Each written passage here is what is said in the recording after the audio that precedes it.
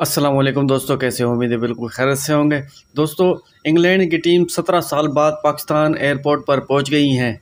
बड़ी अहम खबर आज की है और 1 दिसंबर से पाकिस्तान वर्सेस इंग्लैंड का पहला टेस्ट शुरू होगा।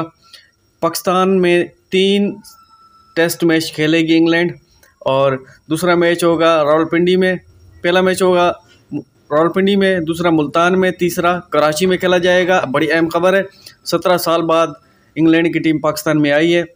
और वीडियो आगे बढ़ने से पहले आपसे छोटी सी रिक्वेस्ट है, आपने अभी तक हमारे चैनल को सब्सक्राइब नहीं किया तो चैनल को कर दे सब्सक्राइब, बेल के आइकन को भी दबा दे और ऑल पे प्रेस कर दे ताकि आने वाली वीडियो का नोटिफिकेशन आप तक पहुंचता रहे।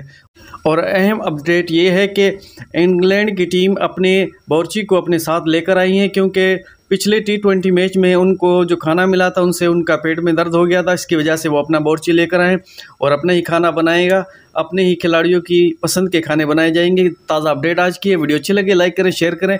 जो भी नई अपडेट आएगी आप दोस्तों को पेश कर देंगे। मिलते हैं अगले वीडियो में। अपना ख्याल रखिएगा। Bye bye.